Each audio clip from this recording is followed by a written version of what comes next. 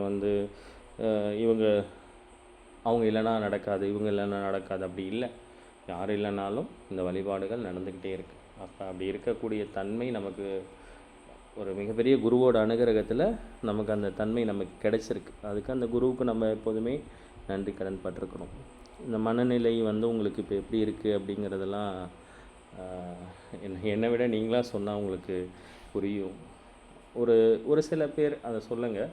இப்போ முன்னாடி இருந்ததை விட இப்போ நீங்கள் எப்படி இருக்கீங்க, மன ரீதியாக உங்களுக்கு எப்படி இருக்குது அப்படின்னு சொல்லி சிவகாமி அம்மாலேருந்து கொஞ்சம் ஒரு 3 பேர் சொல்லுங்கள். அடுத்த விஷயத்துக்கு நான் வரேன். இப்போ ரொம்ப அமைதியா இருக்கு தம்பி. அதுவும் இல்லாம எப்ப நம்ம சாமி கும்பிட போறோம், எப்ப படிக்க போறோம் அப்படின்ற ஒரு ஆர்வம் தான் இருக்கு. மற்றபடி எது வந்தாலும் பார்த்துக்கலாம் அப்படின்ற ஒரு எண்ணம் வந்திருக்கு மனசுல. நம்ம அப்படியே பொறுப்பை முருகன் கையில கொடுத்துட்டோம், சரணாகதி அடைஞ்சிட்டோம். இனிமே நமக்கு ஒரு வேலையும் இல்லை, நம்ம படிக்கிறது தான் நம்மளோட வேலை. நம்ம இறை வழிபாட்டுக்குள்ள நம்ம போகணும். நமக்கு பிறவா நிலை நமக்கு வேணும். அதனால நம்ம சாமி எப்பவும் கும்பிட்டுக்கிட்டே இருக்கணும் அப்படின்ற ஒரு எண்ணம் வந்துகிட்டே இருக்கு. அதனாலதான் தவிர்க்க முடியல, எங்கேயும் போகாம நம்ம இறை வழிபாட்டுக்குள்ளே நம்மளால இருக்க முடியுது. நன்றி தம்பி. ரொம்ப நன்றிம்மா. ஏன்னா இந்த மனநிலை அப்படிங்கிறது இப்போ உண்மையான ஆன்மீகம்னா என்னங்கிறது இப்போ புரியுதா உங்களுக்கு? ஏன்னா இப்போ இங்கே அப்படி யாரும் அப்படி சொல்லி கொடுக்கப்படுறதில்ல. ஏன்னா அவங்க எல்லாருமே ஒரு தனிப்பட்ட சுயநலம் சார்ந்த ஆன்மீகத்தை தான் சொல்லி கொடுக்குறாங்க. ஒரு சொல்லி கொடுக்கறதுனால அவங்களுக்கு ஏதாவது எக்கனாமிக்கலாக ஏதாவது வெல்ஃபேர் ஆகுதா, கமர்ஷியலாக நடக்கப்படுதா அப்படின்னு பார்க்கப்படுதே தவிர முழுமையான ஆன்மீகம்ங்கிறது என்ன அப்படிங்கிறது இப்போ தான் உங்களுக்கு புரிய ஆரம்பிக்கும். எல்லாருமே ஒரு பிரச்சனைக்குள்ளே வந்ததுக்கப்புறம் ஒரு ஆன்மீகம்னா என்ன, அது எப்படி நம்மளுக்கு உதவி பண்ணுது, அது எப்படி வேலை செய்யுது. லாஸ்ட் டைம் இந்த அம்மாட்ட கூட பேசியிருந்தோம். நேற்று வகுப்பு முடிச்சோன்னு அம்மா கூப்பிட்ருந்தாங்க. அது எப்படி நடக்குது அப்படின்னா, நீங்கள் உங்களுக்கு இப்போ நான் இதை கொஞ்சம் சொல்ல வேண்டாம் அப்படின்னு நினச்சேன். இருந்தாலும் நான் தவிர்க்க முடியாமல் இதை நான் சொல்கிறேன். நீங்கள் இதே நிலையில் போயிட்டு இருந்தீங்கன்னா ஒரு குறிப்பிட்ட நாட் கழித்து உங்களுக்கு இந்த பிரபஞ்சத்தில் நடக்கக்கூடிய ஒவ்வொரு விஷயங்களுமே தெரிய ஆரம்பிக்கும். இப்போ ஏதாவது நடந்துச்சுன்னா கூட, இப்போ யாராவது உங்கள் வீட்டுக்கு வராங்கன்னா அவங்க என்ன பேசுகிறாங்க, இல்லை ஏதாவது ஒரு சின்ன ஆபத்து வர்றதுனா கூட உங்களுக்கு இன்டிமேஷன் ஆகும். ஏன் அப்படி இதுக்கு முன்னாடி நடக்கலையா, ஏன் இப்படி நடக்குது அப்படின்னா, இப்போ தான் நீங்கள் மனம் சார்ந்து உங்களை நீங்கள் பார்க்க ஆரம்பிக்கிறீங்க. உங்களோட உணர்வுகளை இப்போ தான் நீங்கள் செக் பண்ணுறீங்க. ஆக்சுவலி இந்த லைஃப்குள்ளே நான் இருந்தேன். ஒரு 4-5 மாதங்கள் ஒரு ரூமை விட்டு வெளியிலே வராமல் திருப்புகள் வேல்மாறல் மட்டுமே படிச்சுட்டு இருந்தேன். ஆக்சுவலி எனக்கு என்ன ஆயிடுச்சுன்னா, பற்றற்று போயிட்டு, குடும்பத்து மேலே பற்று இல்லை, குழந்தைகள் மேலே பற்று இல்லை, வேலைக்கு போக முடியல. அதுக்கப்புறம் இது தப்பு, என்னோடய சுச்சுவேஷனில் அது ரொம்ப தப்பாக, ஏன்னா நான் ஒரு கடமை இருக்குது எனக்கு. பட் அதுலேருந்து அதுக்கப்புறம் நான் மெல்ல மெல்ல தொழில் சார்ந்து வரணும் அப்படிங்கிறதுக்காக நான் அந்த கொஞ்சம் குறைச்சிக்கிட்டேன். ஆனால் உங்களுக்கு அப்படி இல்லை. ஏன்னா இப்போ நீங்கள் அப்படி தான் இருக்கணும். ஏன்னா நீங்கள் எந்த விஷயத்துக்குள்ளேயும் எனக்கு டைம் இருக்குது, ஆனால் உங்களுக்கு டைம் நீங்களாம் சீனியர் சிட்டிசன் ஆகும்போது இப்போ இந்த இறைத்தன்மைக்குள்ளே முழுமையாக நீங்கள் அர்ப்பணிக்கிறது தான் உங்களுக்கு ஒரு பேரானந்த நிலையை கொடுக்கும். அந்த இப்போ நம்மளோட 7 மாத பயணத்துக்கு அப்புறம் உங்களுக்கு நிறைய விஷயங்கள் புரிய ஆரம்பிக்கும். எப்படின்னா, சில பேரோட உணர்வுகள் கூட நீங்கள் புரிஞ்சுக்கலாம். சில மனிதர்களை பார்த்தோன்னா இவங்க என்ன நினைக்கிறாங்கன்னு தெரியும். நிறைய விஷயங்கள் உங்களுக்குள்ளே இந்த இறைவன் கொடுத்த சக்தி வெளிப்படும். அதற்கு இவ்வளோ நாள் ஆகும். இதுதான் முழுமையான ஆன்மீகம். இது படிப்படியாக போனதுக்கு அப்புறம் தான் இந்த நிலையில் தான் அருணகிரிநாத சுவாமி, ஆண்டாள் பிச்சை அம்மா, வள்ளிமலை சுவாமிகள், சாந்தானந்த சுவாமிகள் எல்லா அடியார்களும் இந்த நிலையில் இருந்து தான் அடுத்த நிலைக்கு போவாங்க. அடுத்தது உங்களுக்கு டோட்டல் சைலன்ஸ்க்குள்ளே போயிடும்.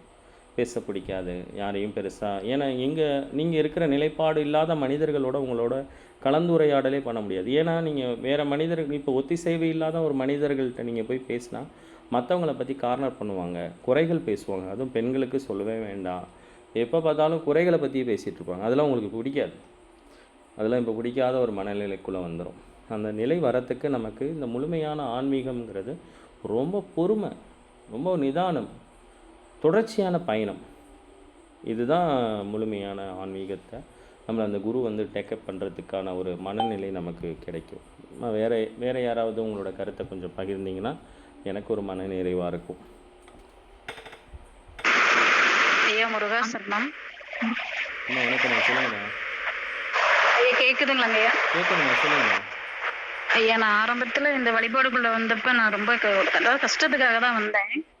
சரிம்மா. ஆனா இப்ப அந்த மனநிலைமை இல்லைங்க. நான் எதையுமே பிரார்த்தனை பண்றதும் இல்ல, பாவனை பண்றதும் இல்ல. எனக்கு முருகன் திருவடி மட்டும் போதும் அப்படிங்கிற ஒரு சூழ்நிலைக்கு நான் வந்துட்டேங்க. எதை பத்தி கவலைப்படுறது இல்ல. அப்படி ஒரு மனநிறைவை கொடுக்குது சரிம்மா. வழிபாடுங்க. ரொம்ப நன்றிம்மா, ரொம்ப நன்றி. நன்றிங்க. வேலை சண்முகம் ஐயா, வணக்கம். நீங்கள் கொஞ்சம் உங்களுடைய கருத்தை சொல்லுங்கள்.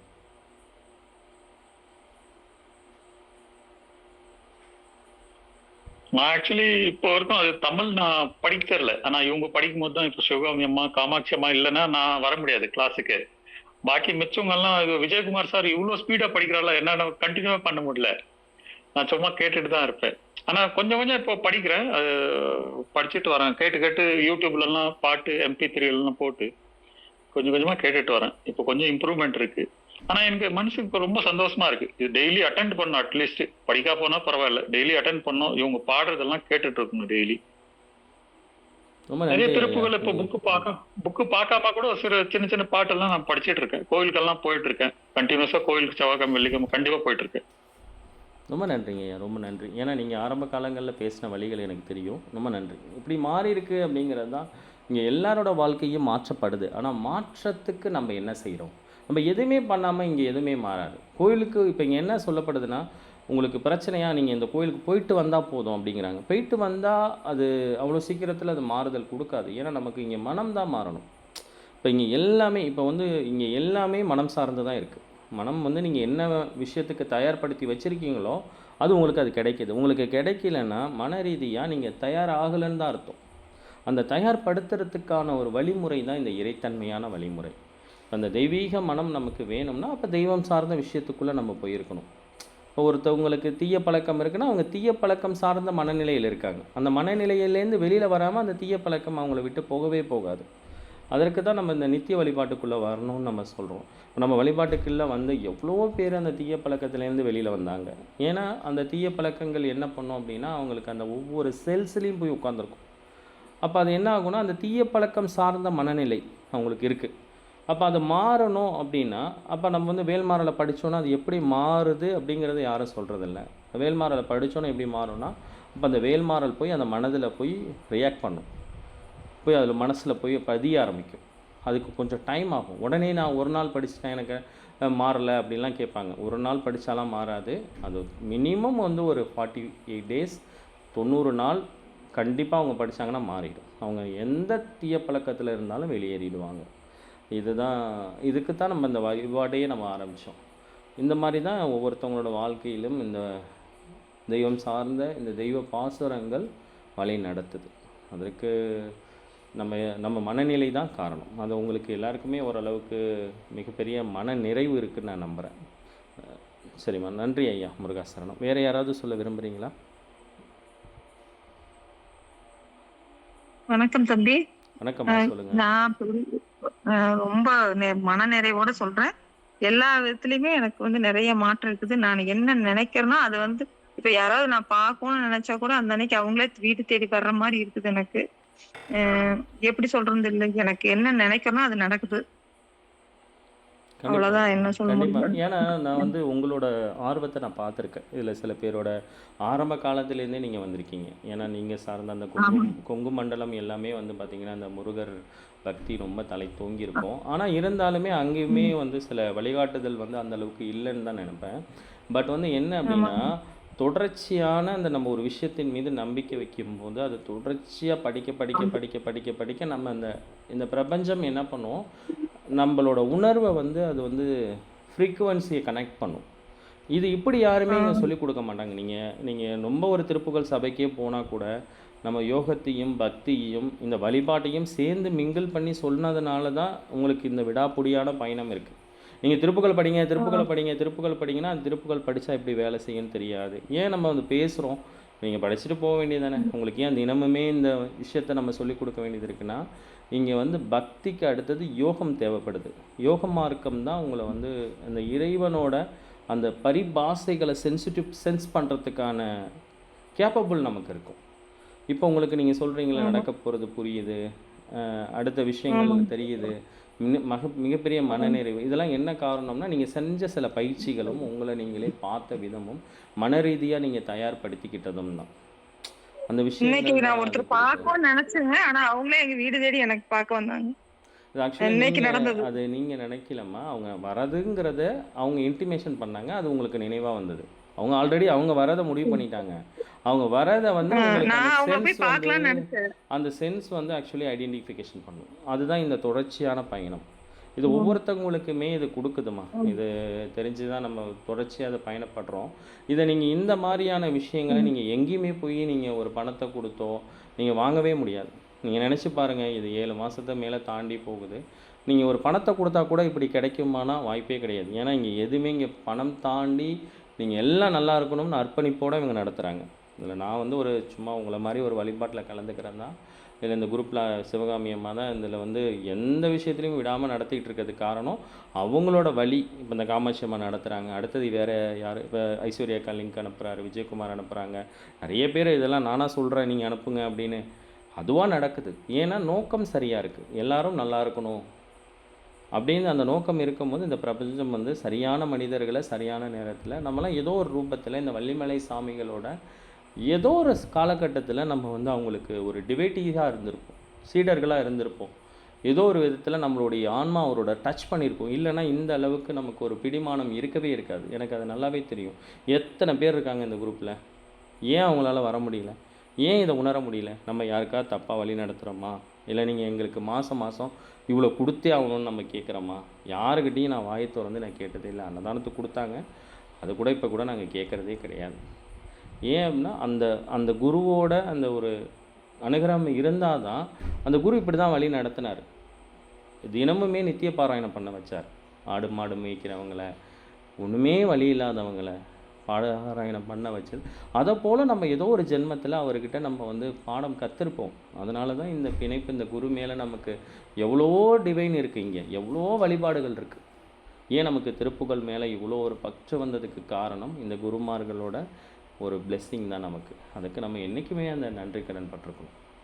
நன்றிம்மா, முருகாசரணம். தம்பி, நான் ஒன்னே ஒன்று சொல்லிக்க விரும்புகிறேன். காலையில வந்து யார் வர்றாங்களோ இல்லையோ வேல்சண்முகம் ஐயா வந்துருவாங்க. அதே மாதிரி திலகவதி அம்மா, சுமதி அம்மா, செல்வி அம்மா, காமாட்சி அம்மா, ஐஸ்வர்யா, கலாமணி, இது மாதிரி எல்லாருமே முக்கியமா ஒரு 10 பேர் கட்டாயம் வந்தே தீருவாங்க. எப்ப 4:30 மணி ஆகும்ட்டு எல்லாம் ஓப்பன் பண்ணோடனே எல்லாருமே வந்துருவாங்க. அது எனக்கு வந்து ஒரு ஊக்கத்தை கொடுக்குது. நம்ம போகாம இருக்கக்கூடாது, எல்லாரும் வெயிட் பண்ணுவாங்க அப்படின்னு சொல்லிட்டு எல்லாருமே வந்துருவாங்க. மொத்தம் 15 பேருக்குள்ளார கட்டாயம் காலையில வந்துடுறாங்க. அதுக்கு மேல யாரும் வர்றது கிடையாது. ஈவினிங்ல வேணா ஒரு 20 பேர் வராங்க. இன்னைக்கு ஆட்கள் கம்மியா இருக்கு. ஆனா காலையில பாத்தீங்கன்னா நான் சொன்ன அத்தனை பேருமே வந்துருவாங்க. அது எனக்கு ரொம்ப மகிழ்ச்சியாகவும் சந்தோஷமாவும் இருக்கு தம்பி. கண்டிப்பாம்மா. இங்கே நம்ம எங்கெங்கேயோ பிறந்தோம், எங்கெங்கேயோ வளர்ந்தோம், யாரோ பார்த்தோம், கடைசியாக எங்கே வந்து இணைக்கப்பட்டிருக்கோம். இது எப்படி நடந்துச்சு? எல்லாமே அது ஒரு குருவோட அனுகிரகம் தானே. எல்லாரும் என்னத்துக்கு ஒரு வழி, ஆனால் அந்த வழி இப்போ மறந்துட்டோம் பாருங்கள். அதை தாண்டி நமக்குள்ளே ஏதோ ஒரு விஷயம் நடந்துக்கிட்டே இருக்கு பாருங்கள். எல்லாமே ஒரு வழியில் தான் வந்தோம். எல்லாருக்குமே வழி இருந்துச்சு, ஏதோ வழி இருந்தது, பல காரணங்கள் இருந்தது. அது வந்து இந்த வழிகள் வந்து ஏதோ ஒரு ரூபத்தில் நமக்கு சரி செய்யப்படுது. இந்த டிவைன் சரியாக நம்மளை வழி நடத்துது. இன்னும் மேன்மையாக நமக்கு நீங்கள் எல்லாம் கண்டிப்பாக எந்த நோக்கத்தில் அந்த வழிபாடு சரி பண்ணியிருக்கீங்களோ அதை நோக்கி பயணிக்கும். ரொம்ப நன்றி. இன்னும் அதில் ரொம்ப விசேஷமான ஒரு விஷயம் சொல்லணும் அப்படின்னா, மௌனம் முடிஞ்ச அளவுக்கு அதுக்குள்ளே போகணும். ஏன்னா உங்களுக்கு அது வாய்ப்புகள் இருக்குது, நிறைய டைம் உங்களுக்கு இருக்கலாம். மௌனம் வந்து ரொம்ப சிறந்தது. ஏன்னா இன்றைக்கி நிறைய பிரச்சனைகள் வர்றது வந்து இந்த மௌனத்தை பற்றின புரிதல் இல்லாததுனால தான். இன்றைக்கி வந்து அது பெண்களுக்கு வந்து இன்றைக்கி நிறைய பெண்கள் சார்ந்து அவங்க இல்லற வாழ்க்கையில் ஏற்படக்கூடிய பிரச்சனைகள் வந்து எந்த இடத்துல எதை பேசணும்னு தெரியாமல் செல்ஃப் கண்ட்ரோல் இல்லாதனால தான் ஒரு சின்ன விஷயம் பெரிய பிரச்சனையாக போய் வாழ்க்கை முறிவே ஏற்படுற அளவுக்கு சில இடங்களில் மிகப்பெரிய தாக்குதலுக்கு ஆட்படுறாங்க. சில பேரோட வாழ்க்கையே வந்து முடிவுக்கு உட்படுது. ஏன்னா அந்த ஒரு வார்த்தை அந்த செல்ஃப் கண்ட்ரோலை வர வச்சுக்கணும். இதை பற்றி ஒரு மகான் சொன்னார். அவர் வீட்டு கணவன் மனைவிக்குள்ளேயும் அடிக்கடி சண்டைகள் வந்துக்கிட்டே இருந்துச்சு. அவங்க என்ன பண்ணுறதுன்னு தெரியல. பக்கத்து வீட்டு அம்மா, இவங்க ஒரு ரிஷி இருக்கார், அவரை போய் பாருங்கள் அப்படின்னாங்க. அந்த ரிஷியை போய் பார்த்தாங்க. பார்த்தோன்னே அந்த ரிஷி சொன்னார், சரி நான் உங்களுக்கு ஒரு தீர்த்தம் தரேன், இது தெய்வீகமான தீர்த்தம், விலை மதிப்பற்றது, இந்த உங்கள் கணவன் மனைவிக்குள்ளே சண்டை வரும்போது மனைவி கிட்ட சொன்னாங்க, நீங்கள் இந்த தீர்த்தத்தை வாயில் வச்சுக்கணும், ஆனால் ஒரு கண்டிஷன், உடனே அந்த தீர்த்தத்தை சாப்பிட்றக்கூடாது. ஒரு 5 நிமிஷம் முடிஞ்ச அளவுக்கு வாயிலே வச்சுக்கணும். சண்டை ஆரம்பித்தோன்னே வச்சுக்கணும், உங்கள் பிரச்சனைலாம் சரியாயிடும் அப்படின்னார். இதே போல் மனைவி பார்த்துட்டு வந்தார். கணவர் வந்து வீட்டு வாசலில் உட்காந்தார். வீடு பூட்டியிருந்தோன்னா ஒரு கோபம், சண்டை ஆரம்பிச்சிச்சு. உடனே அவங்க மனைவி அந்த குரு சொன்னது மாதிரி டக்குன்னு அந்த தீர்த்தத்தில் வாயில் வச்சுட்டு அமைதியாக 5 நிமிஷம் இருந்தார். அப்புறம் சண்டை அப்படி விட்டுட்டாங்க, நார்மலாகிட்டாங்க. அதுக்கப்புறம் இல்லற வாழ்க்கை தொடர்ந்துச்சு. எப்பப்பெல்லாம் சண்டை வருதோ அப்பப்பெல்லாம் அந்த தீர்த்தத்தை எடுத்து அந்த மனைவி வாயில் வச்சுக்கிட்டாங்க. அதுக்கப்புறம் சண்டையே அந்த குடும்பத்துக்குள்ளே பெருசாக இல்லை அப்படின்னு சரியாயிடுச்சு. இவங்க அந்த மனைவிக்கு ஒரு பெரிய ஆச்சரியம், இது எப்படி, இது எங்கே கிடைக்குது, எனக்கு இது விலை மதிக்க ரொம்ப விலை காஸ்ட்லின்னு சொன்னீங்களே சாமி, இது எனக்கு மறுபடியும் வேணும் அப்படின்னு கேட்கும்போது, இது ஒன்றுமே இல்லைம்மா, வெறும் நீர் தான், தண்ணி தான், நீ ஒரு 5 நிமிஷம் வாய் மூடியிருந்தீங்கன்னா எல்லா பிரச்சனையும் சரியாயிடும். அந்த பொறுமை இல்லாததுனால தான் வாழ்க்கையே இங்கே தலைகீழாக மாற்றப்படுது அப்படின்னு அந்த குரு உபதேசம் பண்ணி அனுப்பி வச்சாராம். இதுமாரி தான் தொடக்கும் போது நம்மக்கிட்ட அந்த அமைதிங்கிற அந்த செல்ஃப் கண்ட்ரோல் இல்லாதனால தான் இன்றைக்கி நிறைய பிரச்சனைகள் தலைகீழ நிற்கிது. 5 நிமிஷம் அமைதியாக இருந்தால் போதும், பேசினா பேசிட்டு போட்டுமே. இதை கொடுக்கறது இந்த இறைநிலை தான். இன்றைக்கி நீங்கள் இதில் நிறைய பேர் இருப்பீங்க, உங்கள்கிட்ட இது மாதிரி சண்டைகள் வந்தால் நீங்கள் மோஸ்ட்லி இப்படி தான் அமைதியாக கடந்து தான் போயிருப்பீங்கன்னு நம்புகிறேன். பழைய மாதிரி எமோஷன் ஆகிருக்க மாட்டீங்கன்னு நம்புகிறேன். அதை இந்த தன்மை, அந்த திருப்புகள் உங்களுக்கு தீர்த்தமாக கொடுத்துருக்கோம் அப்படிங்கிறது எனக்கு ஓரளவுக்கு புரிதலுக்குள்ளே வருது. அற்புதமான ஒரு மனநிலை, இதை தொடர்ந்து கொண்டு போங்க. தெய்வம் சார்ந்த விஷயங்கள் அதிகமாக நமக்குள்ளே நிலைநிறுத்தப்படும். நீங்கள் நினைச்சியே பார்க்க மாட்டீங்க, ஒரு கட்டத்துக்கு மேலே நீங்கள் உங்கள் வாழ்க்கை நீங்கள் தீர்மானிக்க முடியாது. இதெல்லாம் பார்த்துட்டு நான் வெளியில் வந்துட்டேன். ஏன்னா நான் சார்ந்த விஷயங்கள் எனக்கு அது இல்லற வாழ்க்கையில் கொஞ்சம் இடையூறு ஆகிடுது, பச்சை இல்லாமல் போயிடும். ஆனால் இப்போ நீங்கள் அது இருக்கலாம், உங்களுக்கு அது எல்லா கடமைகளையும் முடித்தவங்க அது இருக்கலாம். அது ஒரு கட்டத்துக்கு மேலே என்ன ஆகுனா, இந்த டிவைனோட சில விஷயங்கள் உங்களுக்கு கேட்க ஆரம்பிக்கும். அப்படி தான் இந்த குருமார்களுக்கு இந்த பரிபாசைகள்னு சொல்லுவாங்க, தெய்வ கணங்கள், சிவகணங்கள்லாம் சொல்லுவாங்க. தெய்வத்தை ஆட்கொள்ளணுன்னா முதல்ல வந்து தெய்வத்தை சுற்றி இருக்கக்கூடிய அந்த கணங்களோட ஆட்கொள்ளப்படும். நிறைய விஷயங்கள் அந்த நீங்கள் வழிபாட்டுக்குள்ளே போக போக உங்களுக்கு சில அபீரமான விஷயங்கள், இதுக்கு முன்னாடி பார்க்க முடியாத விஷயங்கள் எல்லாம் இந்த பிரம்மமுகூர்த்த வழிபாட்டுக்குள்ளே நிறைய தெரிய ஆரம்பிக்கும். தெய்வம் சார்ந்த விஷயங்கள் உங்களுக்கு அதிகமான உள்ளுக்குள்ளே ஓட ஆரம்பிக்கும். அது நீங்கள் பார்க்கலாம், அதை அனுபவிக்கலாம். அதுதான் உங்களுக்கு தொடர்ச்சியான பயணம் அப்படின்னு. இது எத்தனை 8 மாதம் கிட்ட போகுதுன்னு நினைக்கிறேன். 8 மாதம் இருக்குமாம்மா அது ஆரம்பிச்சு? இருக்குங்க ஐயா. 8வது மாசம் சார். செப்டம்பர் வந்தா, 8ஆம் ஆகஸ்ட் வந்தா, ஆகஸ்ட் வந்தா 1 இயர் ஆகுது, 1 வருஷம். 9ஆம் தேதி ஆரம்பிச்சதுங்க. சரிம்மா, ஓகே. அப்போ அந்த ஆகஸ்ட் 8 9. மாதம், சரிம்மா, ஆகஸ்ட் நன்றிம்மா 9ங்க. நன்றிம்மா. அப்போ 8 மாதம் உங்களுக்கு இப்போ தெரியாது, அது உள்ளுக்குள்ளே வந்து உங்களுடைய சூட்சம உடம்புலேருந்து ஸ்தூல உடம்புக்கு இந்த டிவைன் வேலை செய்ய ஆரம்பிக்கும். அதுக்கு ஒரு 12 மாதம் எடுக்கும். ஒவ்வொரு பாடிக்கும், ஒவ்வொரு மனித பிறவிக்கும் சூலம், சூட்சமம் அப்படின்னு 2 உடல் இருக்குது. அது நோயாக இருக்கட்டும், உங்களுக்கு அது நல்லதாக இருக்கட்டும், உங்களுக்குள்ள எதாக இருந்தாலும் உங்களோட சூட்சம உடம்புக்கு வரும். அது வந்து தான் இப்போ ஒரு மகான்கள்லாம் நம்மளை பார்க்குறாங்கன்னா, நம்ம கருப்பாக இருக்கோம், சேப்பாக இருக்கோம் அப்படி பார்க்க மாட்டாங்க. நம்மளுடைய சூட்சம உடம்பை பார்ப்பாங்க, நம்மளோட ஆன்மாவை பார்ப்பாங்க. இந்த ஆன்மா புண்ணியாக்கப்பட்ட ஆன்மாக்களா அப்படின்னு பார்ப்பாங்க. அவங்களுடைய அந்த 7 ஜென்மம் வரைக்கும் அது உள்ளே போய் அது பார்க்கும். அவங்களுடைய அந்த பார்வை, கடைக்கண் பார்வைன்னு சொல்லுவாங்க, அது போய் பார்த்து நம்மளை பிளெஸ்ஸிங் பண்ணும். அந்த சூட்சம உடம்புல இப்போ நீங்கள் படித்த விஷயங்கள்லாம் வேலை செஞ்சுக்கிட்டே இருக்கும். இப்போ ஸ்தூலங்கிறது இப்போ இருக்கிற நம்ம டச் பண்ணுறோம்ல, சூட்சமத்தை நம்மளால் சென்ஸ் பண்ண முடியாது. அது வந்து ஒரு எப்படி இருக்க சொல்கிறது, ஒரு ஒளி மாதிரி இருக்கும் சூட்சம உடம்பு. ஸ்தூல உடம்புங்கிறது இப்போ நம்ம சென்ஸ் பண்ணக்கூடிய உடல். இந்த உடலுக்கு இது இப்போ தான் கொஞ்சம் கொஞ்சமாக வரும்போது உங்களுக்கு சில அபீரமான சக்திகள் பிறக்கும். அதை நீங்கள் எப்போவுமே மிஸ்யூஸ் பண்ணிடக்கூடாது. இவங்க கெட்டு போயிடணும், ஏன்னா நீங்கள் கெட்டு போயிடணும்னு சொல்லிட்டீங்கன்னா அவங்க கெட்டு போயிடுவாங்க. ரொம்ப ஜாக்கிரதையாக இருக்கணும். நீங்கள் பழைய மாதிரி ஒரு வாழ்க்கைக்குள்ளே போயிடக்கூடாது. எல்லாரும் மேலேயும் அன்பு வைக்கணும், எல்லாரும் நல்லா இருக்கணும்னு நினைக்கணும். நீங்கள் இவ்வளோ நாள் வழிபட்டது இது வந்து அதனால தான் வந்து நிறைய கலைகளை வந்து குருமார்கள் இப்போ 64 கலைகள் இருக்குன்னா 63 தான் சொல்லிக் கொடுப்பாங்க. ஒரு கலையை சொல்லிக் கொடுத்தா குருவை மீறின சிஷியனாக மாறிடுவாங்க, தப்பான வழிக்கு போயிடுவாங்கன்னு சொல்லி ஒரு கலைகளை கொடுக்க மாட்டாங்க. அப்படி சொல்லிக் கொடுக்காம போயே நிறைய கலைகள் இங்கே நம்மளோட விட்டு மறைஞ்சு போச்சு. அதனால் உங்களுக்கு இப்போ நடக்கிற போது நீங்கள் முன்பு வாழ்ந்ததை விட இப்போ ரொம்ப ஜாக்கிரதையாக வாழணும். ஏன் மகான்கள்லாம் காடுகளை நோக்கி பயணித்தாங்க, யார் கண்ணிலும் படாமல் போனாங்க அப்படின்னா, அவங்க சினம் கொண்டு ஒரு வார்த்தை சொல்லிட்டாங்கன்னா அவ்வளோதான், அது நடந்துடும். அதற்கு வந்து நிறைய உதாரணம் நம்மளுடைய குருநாதர் வள்ளிமலை சாமிகள் வாழ்க்கையிலே நிறையா நடந்திருக்கு. அதை பற்றி நான் உங்களுக்கு சொல்லியிருக்கேன்னான்னு எனக்கு தெரியல, மேபி மறுபடியும் சொன்னாலும் ஓகே, மறுபடியும் சொல்கிறேன். சாமிகள் வாழ்ந்த காலகட்டங்களில் சாமிகள்கிட்ட அந்த வள்ளிமலை இருந்த கீழ் பகுதியில் நிறைய அக்ரஹாரம் இருந்துச்சு. நிறைய பெண்கள் வந்து சாமிகள்கிட்ட திருப்புகள் கற்றுக்க வர்றது வழக்கம். அப்படி வந்தவங்க அந்த ஊரில் இருந்த சில தீய எண்ணங்கள் படித்து அந்த பெண்கள் பின்னாடியே போய் சாமிகள்கிட்ட வந்து பார்த்து சாமிகளை ஒரு கேலி கிண்டல் பண்ணிடுறாங்க. சும்மா இருடான்னு சொல்லிட்டார் சாமி. இது சொன்னது சத்தியம், இன்ன வரைக்கும் ஆதாரம் இருக்குது. வாய மூடுறான்னு சொல்லிட்டார் அந்த சாமியை பார்த்து. இன்று வரைக்கும் அந்த குடும்பம் ஊமைகளாக தான் பிறக்குது. இன்னைக்கு வரைக்கும் டில் டேட் ஊமை தான். யாருமே அதுக்கப்புறம் போய் எத்தனை 50 வருஷத்துக்கு மேலே ஆகுது, சாமி இருக்கிற காலத்திலே போய் கேட்டாங்க, சாமி அவங்க வீட்டு பெண்கள்லாம் ஆண்கள் பண்ணதுக்கு என் பிள்ளைக்கு ஏன் ஊமையாக பிறக்கிறான் அப்படின்னு கேட்டோன்னே, இது நான் ஒன்றும் பண்ண முடியாது, இது ஆழ்மனத்துலேருந்து வந்தது அப்படின்னு. ஏன்னா இப்போ உங்களுக்கு அனைவருக்கும் ஆழ்மனம் திறக்க ஆரம்பிச்சிடும். நீங்கள் ஆழ்மனத்துலேருந்து நீங்கள் உங்கள் வீட்டில் இருக்கிறவங்களையும் சரி சாப்ப விட்டுறாதீங்க. ஏதாவது தப்பு பண்ணாங்கன்னா பொறுமையாக இருங்க. நீங்கள் சொல்லிட்டீங்கன்னா அது நடந்துடும். ஏன்னா உங்களுடைய ஆழ்மனம் திறக்க ஆரம்பிச்சிடும். 8 மாதமாக இதில் பயணிக்கிறவங்களுக்கு தயவு செய்து சொல்கிறோம், ரொம்ப பொறுப்பு அதிகம், ரொம்ப கடமை உணர்வு அதிகம்.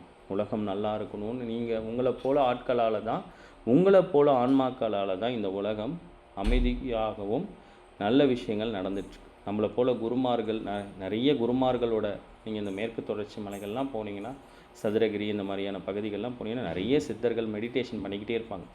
ஏன்னா இந்த உலகம் நல்லா இருக்கணும்னு நினச்சி பண்ணுவாங்க. அதே போல் தான் நீங்களாம் இந்த உலகம் நல்லா இருக்கணும், இந்த வீடு நல்லா இருக்கணும், நம்மளை சுற்றி இருக்கிறவங்க நல்லா இருக்கணும்னு நினைக்கணும். உங்களுக்கு கோபமே வந்தாலும் கடந்து போயிடுங்க. யாரையும் சொல்லிட்டிங்கன்னா உங்களோட ஆழ்மனம் திறந்திருக்கும், அது அப்படியே பழிச்சிடும். அதனால் உங்கள் கணவர் ஏதாவது காயப்படுத்தினா கூட அமைதியாக கடந்து போங்க. காரணத்தை கொண்டு ஒரு ரியாக்ஷன் கொடுக்காதீங்க. அவங்களுக்காக போய் அவங்கள ஒரு வார்த்தைகளால், கடும் வார்த்தைகளால் சொல்லாதீங்க. ஏன்னா இது வந்து இப்போ இந்த சூட்சமத்துலேருந்து ஸ்தூலத்துக்கு வேலை செய்ய ஆரம்பிக்கும் போது நீங்கள் புதுவிதமான ஒரு மனிதர்களாக, ஆன்மாக்களாக மாறுவீங்க. இந்த மனிதன்கிற மாதிரி இந்த தெய்வ மனம் உங்களுக்கு திறந்திருக்கும். அதனால தான் உங்களுக்கு இந்த 8 மாதம் இந்த தொடர்ச்சியாக இப்படி பயணப்பட்டிருக்க மாட்டாங்க. நிறைய பேர் திருப்புகள் படிப்பாங்க, நம்மளும் பார்க்குறோம். ஆனால் நம்மளை போல் இந்த பிரம்மமுகூர்த்த வேலையில் ஒரே நேரத்தில் உட்காந்து ஒரு குரு சொல்லி கொடுத்த மாதிரி ஸ்டெப் பை ஸ்டெப்பாக படிக்கிறவங்கிறது ரொம்ப ரொம்ப ரேர். கண்ட நேரத்துக்கு படிப்பாங்க, மனப்போன போக்கு போவாங்க, கோவப்படுவாங்க, வாய் கட்டுப்பாடு